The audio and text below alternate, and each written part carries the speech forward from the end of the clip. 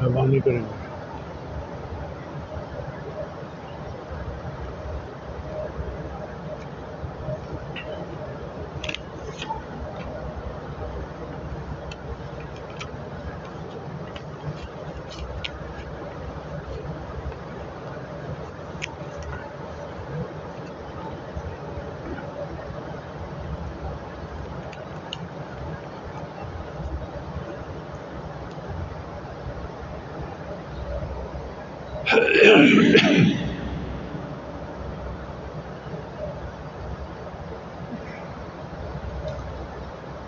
الحمد للہ وکفی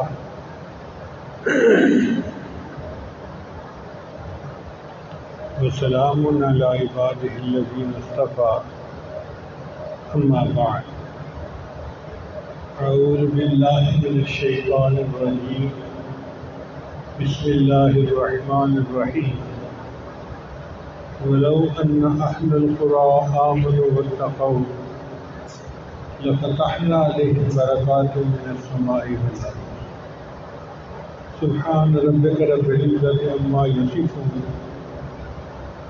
وسلام علی المرسلین والحمد للہ رب العالمین اللہم صل علی سیدنا محمد وعلی آل سیدنا محمد وبارک وسلم۔ انسان کی فطرت ہے کہ ہر بچہ اپنی ماں سے محبت کرتا ہے، اس لیے کہ وہ اس کی گود میں پلتا ہے، ماں اس کی تربیت کرتی ہے، نشو و نما کرتی ہے اور بچہ بڑا ہو جاتا ہے، تو ماں کے ساتھ بچے کی محبت بہت گہری ہوتی ہے۔ 100 عورتیں بچے کو پیار کرنے والی ہوں، اس کو آرام نہیں آتا، جہاں ماں کو دیکھتا ہے اور ماں کی گود مل جاتی ہے، چھوٹا بچہ بھی روتا ہوا چپ ہو جاتا ہے۔ یہ ایک فطری جذبہ ہے جو اللہ نے ہر انسان کے اندر رکھا ہے، حیوانوں کے اندر بھی ہے۔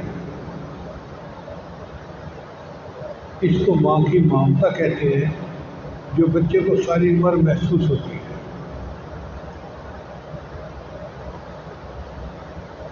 اور یہ محبت زندگی میں کم نہیں ہوتی بلکہ وقت کے ساتھ بڑھتی ہے۔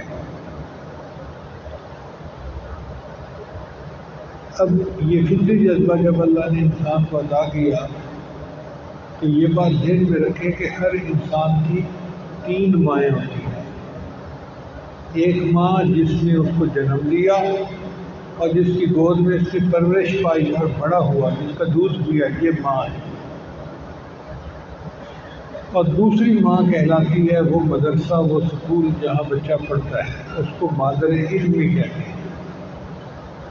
یہ بچہ جاہل تھا، اسکول مدرسے میں آیا تو اس کو علم حاصل ہوا، اس کے اندر اخلاق آئے، انسانیت آئی، شعور آیا، تو یہ مدرسہ مسجد، یہ مدرسہ اور سکول بھی اس کے لیے ماں کی مانی ہے۔ اسی لیے ہر بچے کو اپنے علمی درسگاہ کے ساتھ محبت ہوتی ہے۔ مجھے یاد ہے ہم پرائمری اسکول سے پڑھ کر جب ہائی اسکول جانے لگے تو ہم بہت روئے کہ یہ اسکول ہے جہاں ہم آئندہ نہیں آئیں گے، نہ استادوں سے ملیں گے، اب ہم دوسری جگہ چلے گئے۔ وجہ کوئی نہیں تھی، بچے تھے، لیکن ایک فطری تعلق تھا، اس وجہ سے رو رہے تھے۔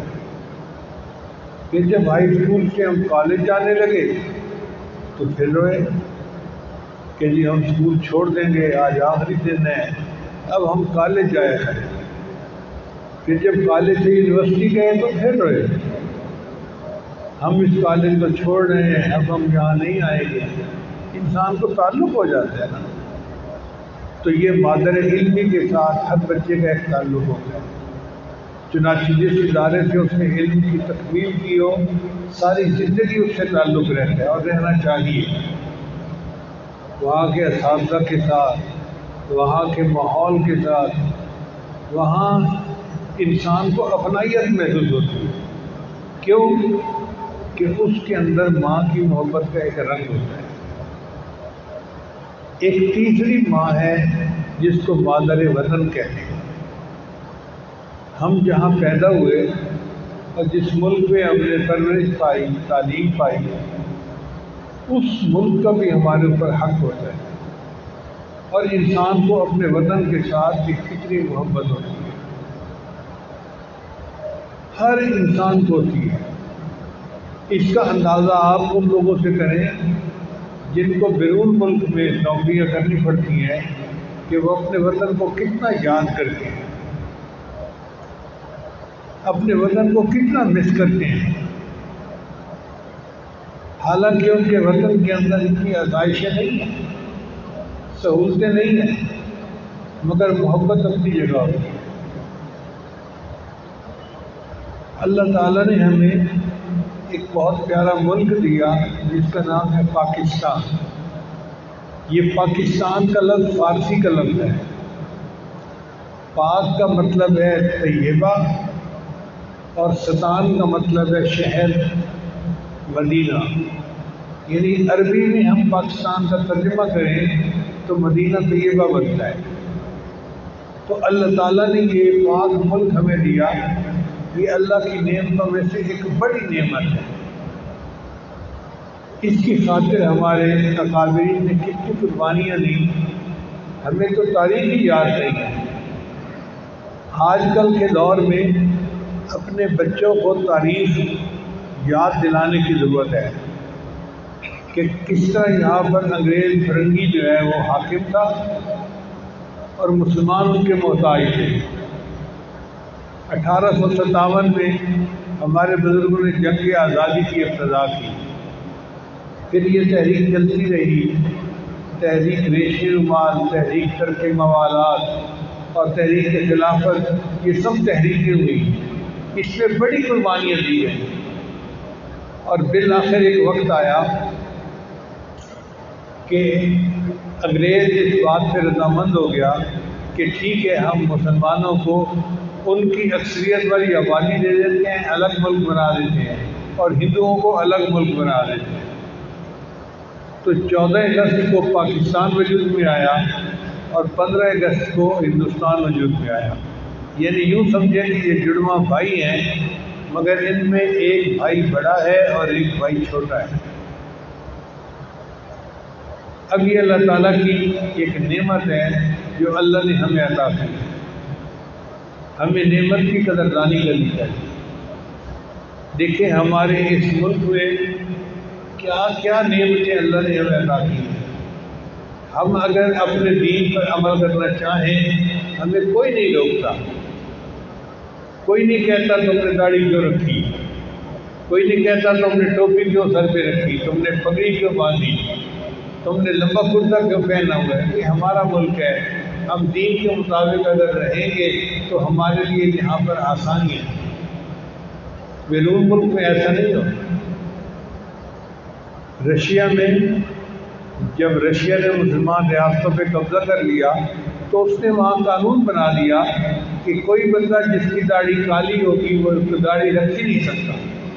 داڑھی رکھنے کے لیے سفید داڑھی کا ہونا شرط کر دیا، اور کوئی لڑکی جس کی شادی نہیں ہوتی وہ سر کے اوپر کپڑا نہیں رکھ سکتی۔ نتیجہ کیا ہوا کہ کنواری لڑکیاں سب ننگے سر پھرتی تھیں، اور پھر اس نے کہا کہ ڈھیلا ڈھالا لباس نہیں پہن سکتے، چنانچہ وہاں کے علماء کو بھی پینٹ شرٹ پہننی پڑتی۔ اب آپ بتائیے کہ عالم ہو اور اس کو قانون کی مجبوری کی وجہ سے داڑھی کٹوانی پڑے اور پینٹ شرٹ پہننی پڑے تو کیا دین کا مزہ آیا۔ پھر وہاں پر آزادی یہ بھی نہیں تھی کہ مسجد میں علماء اپنی مرضی سے درس دے سکیں، ان کو لکھا ہوا خطبہ ملتا تھا، اس سے ذرا آگے پیچھے کوئی ایک لفظ بولا تو ان کو نوکری سے نکال دیا جاتا تھا۔ ہمارے اس ملک میں اللہ کی کتنی بڑی نعمت ہے، ہم اپنی مرضی کا عنوان لیتے ہیں اور اس کے اوپر اپنی جماعت کو، لوگوں کو اس کے بارے میں تفصیل بتاتے ہیں، کوئی پابندی نہیں ہے۔ پھر وہاں پر مساجد پہ پابندی لگا دی گئی۔ چنانچہ میں سن پیٹر برگ ایک شہر ہے رشیا کا، وہاں گیا تو مسجد کے ساتھ والے گھر میں مجھے رعایت کی گئی اور اس کے ساتھ امام صاحب کا گھر تھا۔ امام صاحب مسجد کو صرف 2 وقت کھولتے تھے، ظہر کے وقت اور عصر کے وقت، اس کے بعد بند کر کے گھر چلے جاتے تھے۔ میں انہیں کہتا تھا امام صاحب آپ عالم ہیں اور آپ اپنے احوال سے نیک بھی نظر آتے ہیں، تو باقی نمازوں کے لیے آپ کیوں نہیں آتے؟ اس نے کہا جی حکومت نے پابندی لگائی ہوئی ہے کہ مغرب عشاء اور فجر اندھیرے کی نمازیں ہیں اور اندھیرے میں مسجد نہیں کھول سکتے۔ اب بتائیے کہ وہاں لوگ کیا دین کے مطابق رہیں گے جہاں 3 نمازیں پڑھنے کے لیے مسجد کھولنے کا حکم ہی نہیں ہے۔ ہمارے ہاں اللہ کے فضل سے مسجدیں 24 گھنٹے کھلی رہتی ہیں، دن ہو رات ہو، کوئی بندہ کسی وقت مسجد میں آئے اور عبادت کرنا چاہے تو اس کو عبادت کرنے کا حق حاصل ہے۔ اللہ نے یہ نعمتیں ہمیں دی ہیں۔ اس ملک میں ہماری بچیاں برقعوں میں دوپٹوں میں گھر سے باہر جاتی ہیں، کوئی ان کو روکتا نہیں ہے کہ تم نے سر پہ کیوں کپڑا کیا ہوا ہے، ان کو اجازت ہے کہ وہ حجاب کے اندر اپنی زندگی گزاریں۔ تو یہ نعمتیں جو ہمیں یہاں میسر ہیں یہ دنیا میں ہر جگہ نہیں ہیں، اس کی قدر کرنی چاہیے اور اس وجہ سے ہمیں اپنے ملک سے زیادہ محبت کرنی چاہیے۔ حضرت علی جان فرمایا کرتے تھے جس بندے کو 5 نعمتیں مل جائیں وہ سمجھے مجھے ساری دنیا کی نعمتیں مل گئی۔ کون کون سی 5 نعمتیں؟ فرمایا کرتے تھے شکر کرنے والی زبان، ذکر کرنے والا دل، مشقت اٹھانے والا بدن اور نیک بیوی اور وطن کی روزی۔ یہ 5 نعمتیں ہیں، شکر کرنے والی زبان، ذکر کرنے والا دل، مشقت اٹھانے والا بدن، نیک بیوی اور وطن کی روزی۔ وہ خوش نصیب لوگ ہیں جن کو اللہ نے اپنے وطن میں روزی عطا فرما دی۔ جن لوگوں کو بیرون ملک جانا پڑتا ہے وہ کیسے اپنے ماں باپ بہن بھائیوں سے دور ہوتے ہیں، بیوی بچوں سے دور ہوتے ہیں اور کتنا ان کی یاد میں تڑپتے ہیں، اس کو عام آدمی سمجھ ہی نہیں سکتا۔ پھر بیچارے سال بعد وہ ایک چکر لگاتے ہیں اور کئی تو سالوں وہاں پھنسے رہتے ہیں بیرون ملک میں، کئی سال کے بعد چکر لگتا ہے۔ ہمیں اگر اللہ نے اپنے وطن میں روزی دی ہے تو ہم اس پر اللہ کا جتنا شکر ادا کریں اتنا کم ہے۔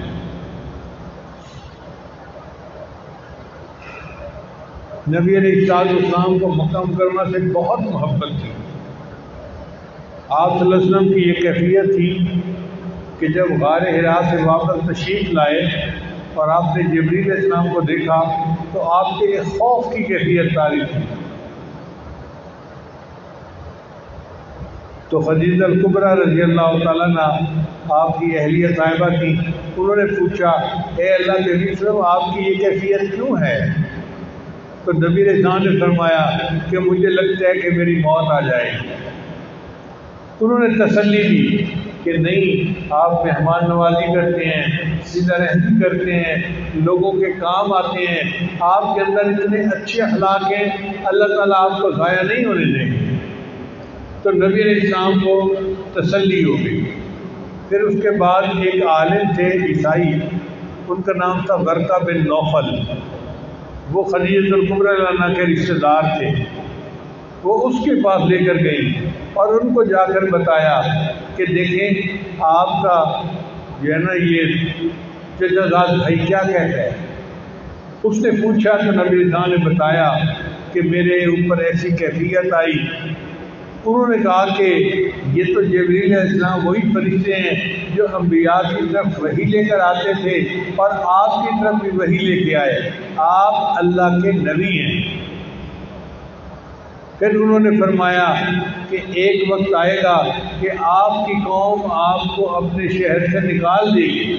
تو نبی علیہ السلام نے بڑے تعجب سے پوچھا اب مخرجیہ ہوں، کیا وہ مجھے میرے شہر سے نکال دیں گے؟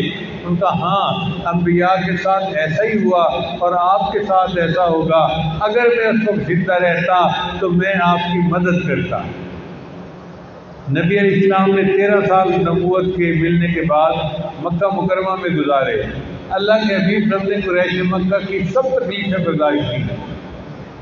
آپ کے اوپر اونٹ کی اوجڑی ڈالی گئی، آپ کے اوپر کوڑا کرکٹ ڈالا گیا، آپ کو مجنون کہا گیا، آپ کو شاعر کہا گیا، پتہ نہیں کس طرح سے ایذا رسانی کی گئی، مگر نبی علیہ السلام نے وہ سب تکلیفیں برداشت کر لی اور مکہ مکرمہ میں رہے۔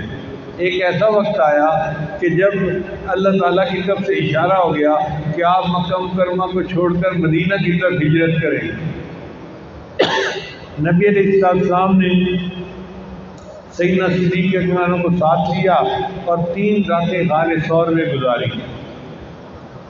حدیث مبارکہ میں آتا ہے کہ جب تیسرے دن غار ثور سے باہر نکلے تو غار ثور اونچائی پہ تھا اور بیت اللہ نیچے کی طرف ہے، تو نیچے کی طرف نظر پڑی تو نبی علیہ السلام کی آنکھوں میں آنسو آ گئے اور نبی علیہ السلام نے فرمایا کہ اے مکہ، یہاں کے لوگ مجھے رہنے نہیں دیتے ورنہ میں زندگی بھر تک سے جدا نہ ہوتا۔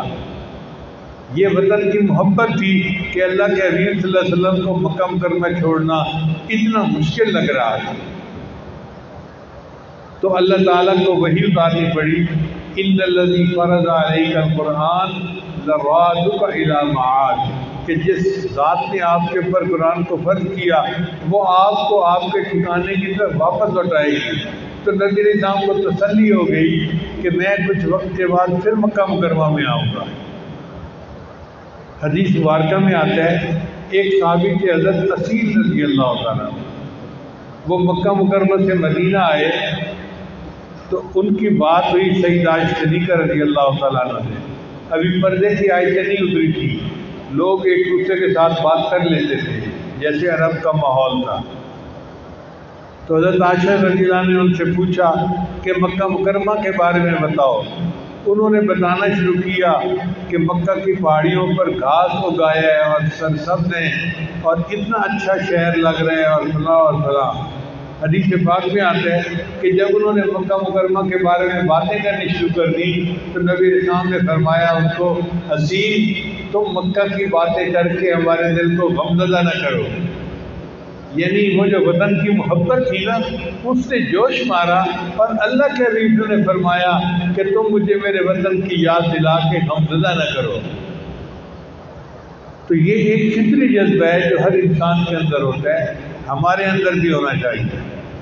یہ ٹاپک چھیڑنے کی بنیادی وجہ یہ ہے کہ اس وقت ہمارے ملک کے اوپر دشمنوں کا یلغار ہے، چاروں طرف سے دشمنوں نے ہمارے ملک کے اوپر جو ہے وہ یلغار کی ہوئی ہے اور مختلف طریقوں سے وہ ملک کو کمزور کرنا چاہتے ہیں اور ہمیں آزادی کی نعمت سے محروم کرنا چاہتے ہیں، اور ہمارے آنے والے بچوں کو پتہ ہی نہیں کہ ہم نے یہ آزادی کتنی قربانیاں دے کر حاصل کی، اس لیے وہ جلدی بہکاوے میں آ جاتے ہیں۔ ایسی بات ہرگز نہیں ہے۔ آپ غور کریں، کوئی کسی بچے کو بہکانا چاہے، تیری ماں کالی ہے، تیری ماں موٹی ہے، تیری ماں ان پڑھ ہے، تو کیا بچہ اس کی بات مان لے گا؟ اس کو کہے گا دفعہ خبردار، میری ماں کے بارے میں تم نے کوئی ایک لفظ بولا تو میں نہیں سن سکتا۔ اسی طرح ہمیں بھی چاہیے کہ ہمیں اپنے مادر وطن کے ساتھ ایسی محبت ہو کہ اگر کہیں بھی کوئی بندہ ملک کے خلاف کوئی بات کرتا ہے تو ہم اس کو کہہ دیں کہ تم دفع ہو جاؤ، ہماری آنکھوں سے دور ہو جاؤ، ہم ایک لفظ نہیں سننا چاہتے۔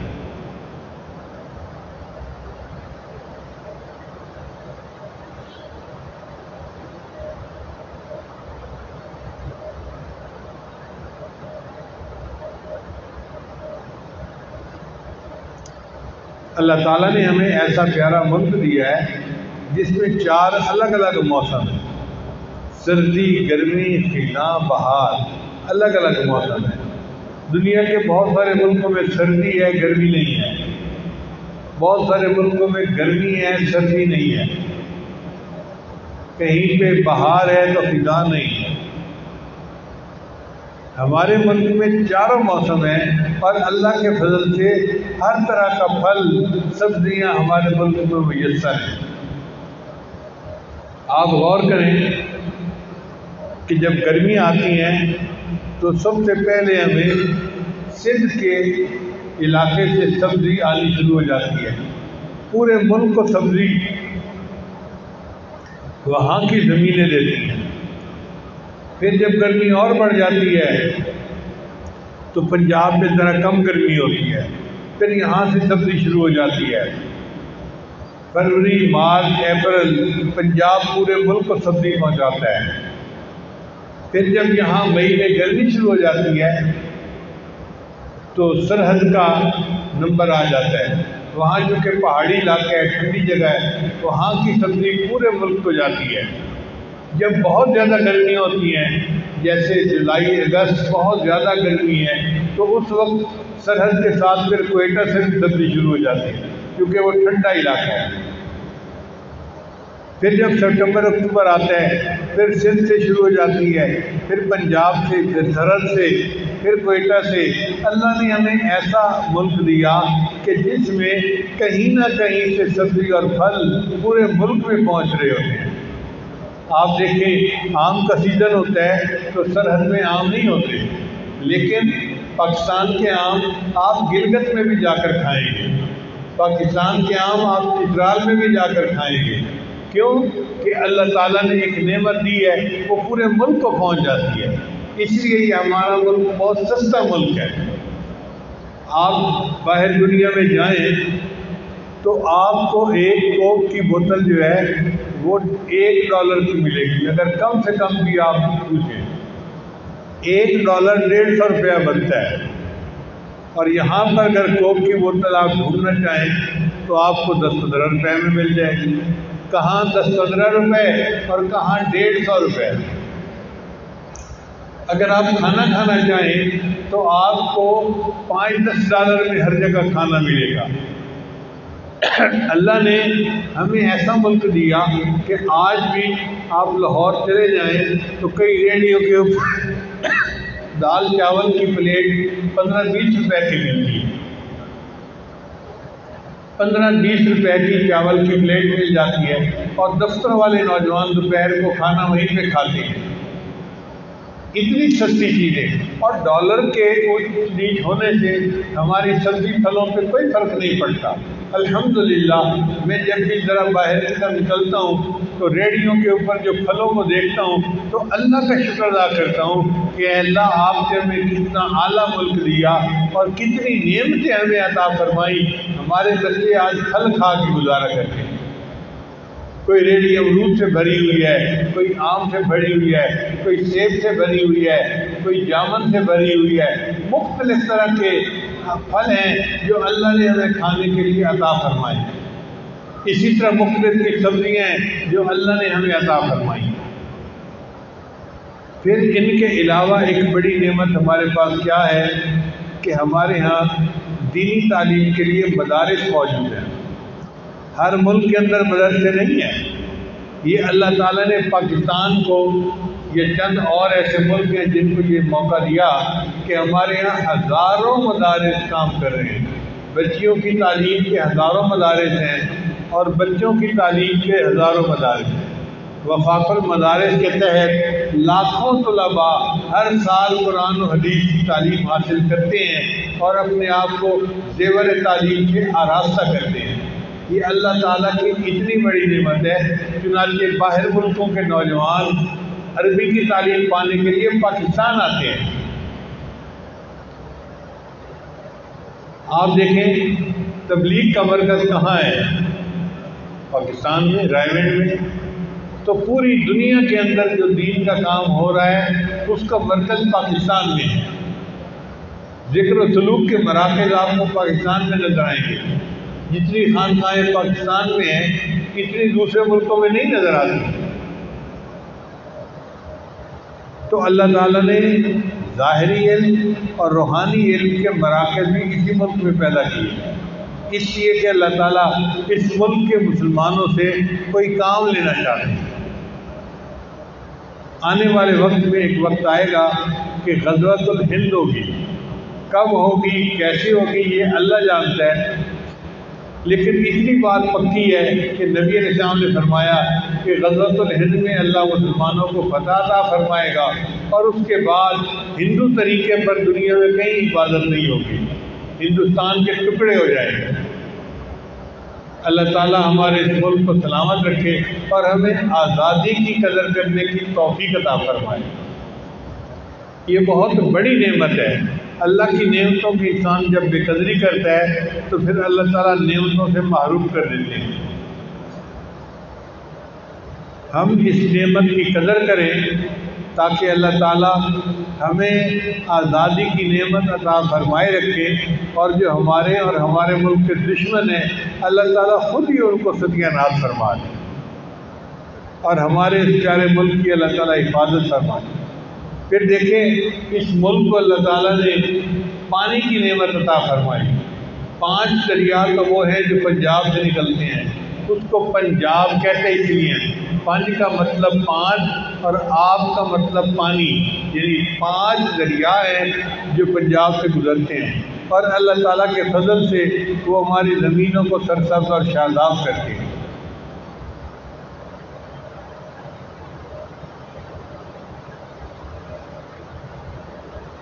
پھر بلوچستان کے اندر اللہ تعالیٰ نے ہمیں معدنی وسائل دیے ہیں، وہاں پہ سنگ مرمر کے پہاڑ ہیں، پورے کے پورے پہاڑ سنگ مرمر کے ہیں۔ ایک پتھر ہے جس کو اونکس کہتے ہیں، یہ اونکس بہت کمیاب پتھر ہے، جو آپ کو یہاں محراب میں سب پتھر نظر آ رہے ہیں نا، اس کو اونکس کہتے ہیں۔ یہ صرف افغانستان میں نکلتا ہے یا پاکستان میں نکلتا ہے، پورا یورپ اس سے محروم ہے۔ آپ اندازہ کریں، میں ایک رپورٹ پڑھ رہا تھا کہ پوری دنیا میں 160 ورائٹیاں ہیں سنگ مرمر کی، 160، اور اس میں سے 140 ورائٹیاں ہمارے بلوچستان کے اندر موجود ہیں۔ اتنا اللہ تعالیٰ نے ہمیں یہ نعمت عطا فرمائی۔ پہاڑوں کے پہاڑ سنگ مرمر کے بنے ہوئے، پھر اس کے علاوہ تانبا بھی موجود ہے، سونا بھی موجود ہے، تیل بھی موجود ہے۔ کیا نعمت ہے جو اللہ نے اس ملک کو عطا نہیں فرمائی۔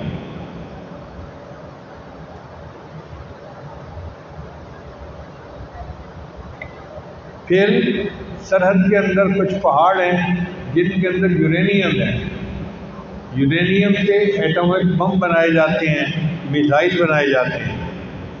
یہ یورینیم ہر ملک میں نہیں ہوتا، کہیں کہیں ہوتا ہے۔ ہمارے پاس الحمدللہ موجود ہیں۔ وانا پہ فرنگی نے کیوں حملہ کیا؟ اس لیے کہ وہاں پر یہ پہاڑ موجود تھے، وہ چاہتا تھا کہ میں اس علاقے پہ قبضہ کر کے ان پہاڑوں کو اپنے قبضے میں لے لوں۔ ڈیرہ غازی خان کے اندر یورینیم موجود ہے، تو وہاں بھی اسی لیے اس کے حملے ہوتے رہتے ہیں۔ پھر اللہ تعالیٰ نے صرف یورینیم نہیں دیا، جب اس کو پروسیس کرتے ہیں تو اس کو رکھنے کے لیے برتن ہوتے ہیں خاص، وہ میٹل بھی پاکستان میں موجود، یعنی اللہ نے یورینیم بھی دیا اور یورینیم کو سنبھالنے کے برتن بھی عطا فرمائے۔ یہ اللہ کی نعمت نہیں تو اور کیا ہے؟ ہم جتنا شکر ادا کریں کم ہے۔ ہمارے وانا کے ایک دوست تھے، ان کے کچھ بچے یہاں پڑھتے تھے، وہ مہینے 2 مہینے بعد مجھے ملنے آتے تھے۔ ایک دن وہ اتنا بڑا پتھر لے کے آئے، حضرت یہ پتھر ہے۔ میں نے دیکھا تو پتھر ایسے لگتا تھا جیسے کاپر کا بنا ہوا ہے۔ میں نے پوچھا یہ کیا ہے؟ کہنے لگا حضرت یہ پورا پہاڑ ہے اسی طرح کا، اور یہ ہمارے جائیداد ہے، مگر فرنگی اس پہ قبضہ کرنا چاہتا ہے۔ آپ دعا کریں کہ ہماری جائیداد ہمارے پاس رہے۔ خیر دعا تو میں نے کر دی، لیکن میں نے اس پتھر کو لاہور بھجوایا، لیبارٹری میں، PCSIR لیبارٹری۔ انہوں نے کہا جی کہ اس پتھر کے اندر اتنا کاپر ہے کہ دنیا کا بہترین کاپر اس کے اندر موجود ہے۔ اب دیکھیں اللہ تعالیٰ کی نعمتیں، اللہ نے پہاڑوں کے پہاڑ کاپر کے ہمیں دے دیے، اور کانے ہمیں سونے کی دے دی، اور ذخیرے تیل کے دے دیے۔ کون سی نعمت ہے جو اللہ نے اس ملک میں ہمیں عطا نہیں کی؟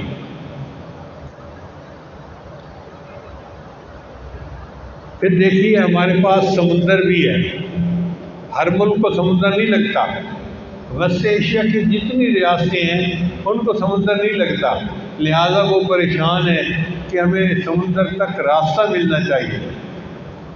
اللہ نے پاکستان کو کراچی اور گوادر کا سمندر عطا فرمایا، اور پھر دیکھیں کہ وہاں سے ایک سڑک بنانا چاہ رہے ہیں جس کو سی پیک کہتے ہیں۔ یہ ایک سڑک ادھر سے رشیا کو، وسط ایشیا کی ریاستوں کو، چائنا کو، سب کو کنیکٹ کر کے سمندر تک راستہ دے گی، اور ہمیں اللہ تعالیٰ گھر بیٹھے بٹھائے اس کا ٹیکس دیں گے اور ہم کروڑوں ڈالر مفت میں کمائیں گے، صرف راستے کی سہولت دے گے۔ یہ اللہ تعالیٰ کا ہم پر انعام نہیں تو اور کیا ہے؟ تو اس لیے ہمیں چاہیے کہ ہمیں اللہ نے جو نعمتیں عطا کی ہیں ہم ان کا شکر ادا کریں۔ اب ہمارے اوپر ایک ذمہ داری بھی آتی ہے کہ جب وطن سے محبت ایک فطری چیز ہے اور یہ ملک ہمارا وطن ہے تو اب ہم اس کو نقصان نہ پہنچانے دیں۔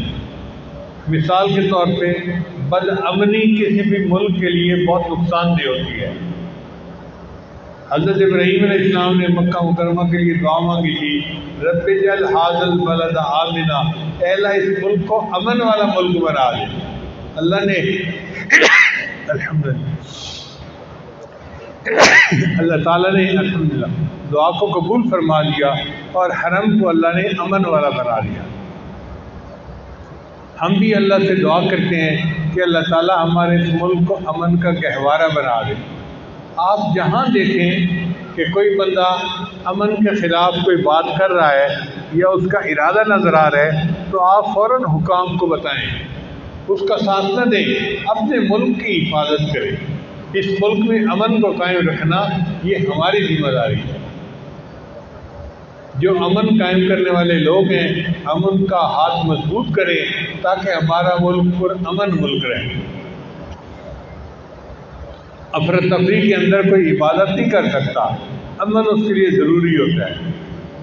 تو ایک تو ہم امن جو ہے اس کو پیدا کرنے کے لیے کوشش کریں، اور دوسرا یہ کہ ہمیں اگر کوئی بہکانا چاہے تو ذاتی مفاد کی خاطر ملک کا نقصان نہ کرنے دیں کسی کو۔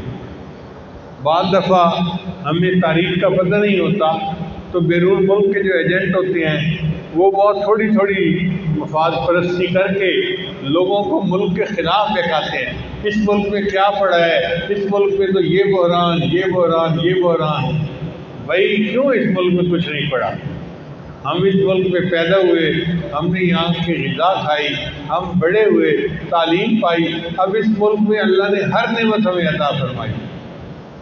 آپ دیکھیں ہمارے طلباء یہاں کی یونیورسٹیوں سے پڑھتے ہیں تو امریکہ یورپ میں جا کے بڑی بڑی یونیورسٹیوں میں پوزیشنیں لیتے ہیں۔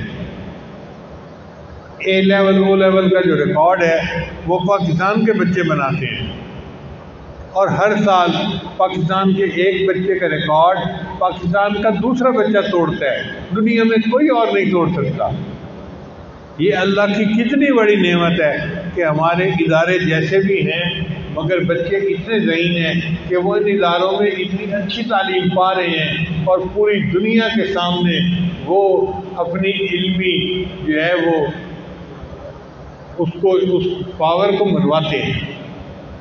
ہمارے سائنسدانوں نے دیکھو اس ملک میں ایٹامک بم بنا دیا، دنیا کے 54-55 ملک ہیں مسلمان، کوئی اور ملک نہیں بنا سکا سوائے پاکستان کے۔ تو یہ ہے نا ہمارے سائنسدانوں کی اللہ کی ان کے اوپر رحمت کہ انہوں نے باوجود پابندیوں کے، باوجود کفر کی تمام سازشوں کے ایٹم بم بھی بنا لیا اور ملک کی حفاظت کو انہوں نے یقینی بنا لیا۔ ہماری افواج کو اللہ جزائے خیر عطا فرمائے، ہماری افواج دنیا کی بہترین فوج ہے۔ وسائل ہمارے تھوڑے ہیں لیکن جو ہمارے فوجی جوان ہیں ان کے اندر جو عزم ہے، جو ہمت ہے وہ بہت بلند ہے، ان کے اندر ایمان ہے اور ایمان نے ان کو ٹھوس اور مضبوط بنا دیا ہے۔ اسی لیے جہاں مختلف ملکوں میں مقابلے ہوتے ہیں پاکستان کی ایئر فورس فرسٹ آتی ہے، پاکستان کے فوجی فرسٹ آتے ہیں، الحمدللہ ہم اللہ کا شکر ادا کرتے ہیں کہ اللہ تعالیٰ نے ہمیں ایک ایسا منظم ادارہ عطا کیا جو ملک کی حفاظت کرتا ہے۔ ملک کی حفاظت دو طرح سے ہوتی ہے، ایک ہوتی ہے نظریاتی حفاظت، اس کے لیے اللہ نے ہمیں علماء عطا فرمائے ہیں، شیوخ الحدیث، مفتی حضرات، مشائخ حضرات، یہ علماء صلاح جو ہیں یہ ملک کی نظریاتی سرحدوں کے محافظ ہیں۔ اور ایک ہوتا ہے جغرافیائی سرحدوں کی حفاظت، وہ ہماری فوج کر رہی ہے۔ دعا ہے کہ اللہ تعالیٰ ہمارے علماء کی بھی حفاظت فرمائے اور ہمارے فوج کی بھی حفاظت فرمائے اور ہمیں اس ملک کی قدردانی کی اللہ توفیق عطا فرمائے۔ چنانچہ آج 13 اگست ہے اور کل 14 اگست ہے۔ کل کے دن میں گویا پاکستان بنا تھا، اس لیے آج جمعہ کے دن میں نے سوچا کہ میں اپنے بچوں کو تھوڑی تاریخ بتا دوں، ملک کی اہمیت کے بارے میں بتا دوں کہ ہماری یہ مادر وطن ہے اور ہمیں اس کے ساتھ محبت ہے۔ شاعر نے کہا، میرے وطن یہ عقیدتیں اور پیار تجھ پہ نثار کر دوں، میرے وطن یہ عقیدتیں اور پیار تجھ پہ نثار کر دوں، محبتوں کے یہ سلسلے بے شمار تجھ پہ نثار کر دوں، میرے وطن میرے بس میں ہو تو تیری حفاظت کروں میں ایسے، خزاں سے تجھ کو بچا کے رکھوں، بہار تجھ پہ نثار کر دوں، میرے وطن یہ عقیدتیں اور پیار تجھ پہ نثار کر دوں، تیری محبت میں موت آئے تو اس سے بڑھ کر نہیں ہے خواہش، یہ ایک جان کیا ہزار ہو تو ہزار تجھ پہ نثار کر دوں۔ یہ اشعار پڑھنے سے محمد سرور نے، لیکن پھر اینڈ کے اوپر آ کے یہ مجھے کہنے لگا دادا وہ میں نہیں پڑھتا، اس کو ذرا بڑے مجمع سے شاید گھبراہٹ ہوتی تھی تو اس نے میرے ذمہ لگا دیا کہ آپ ہی پڑھ لینا۔ بہرحال اللہ تعالیٰ ہمارے اس ملک کی حفاظت فرمائے اور ہمیں اس کے ساتھ وفاداری نبھانے کی توفیق عطا فرمائے اور اللہ ہمیں آزادی کی نعمت کی قدر کرنے کی توفیق عطا فرمائے۔ وآخر دعوانا ان الحمد للہ رب العالمین۔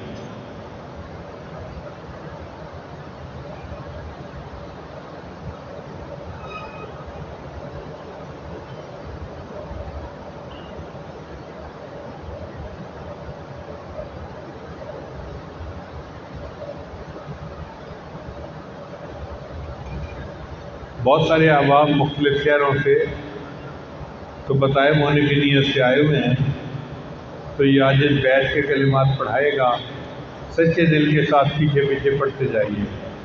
پڑھیے بسم اللہ الرحمن الرحیم، لا الہ الا اللہ محمد الرسول اللہ، آمنت باللہ وملائکتہ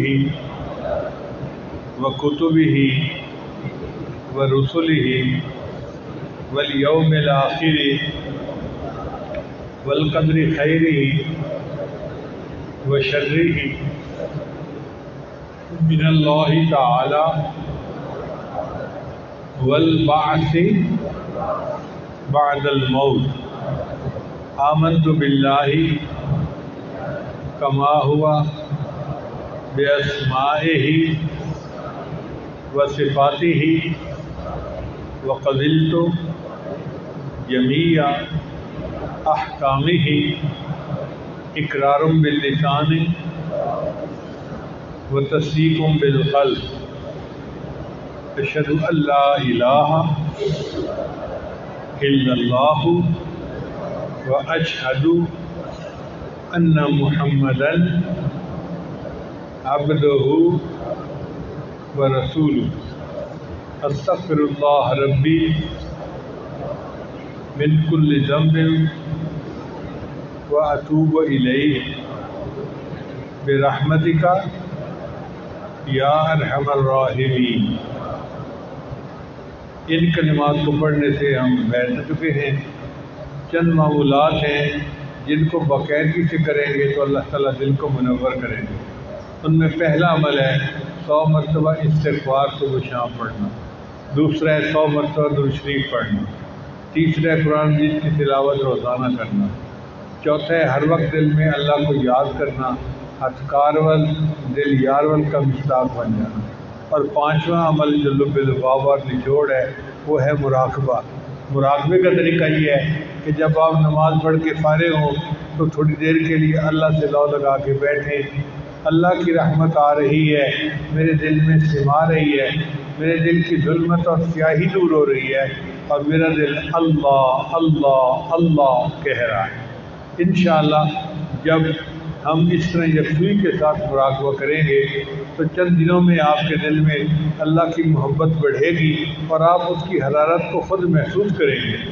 دعا ہے اللہ سب کو اپنے مقبول بندوں میں شامل فرمائے۔ وآخر دعوانا ان الحمد للہ رب العالمین۔ سنتیں ادا کر لیجیے۔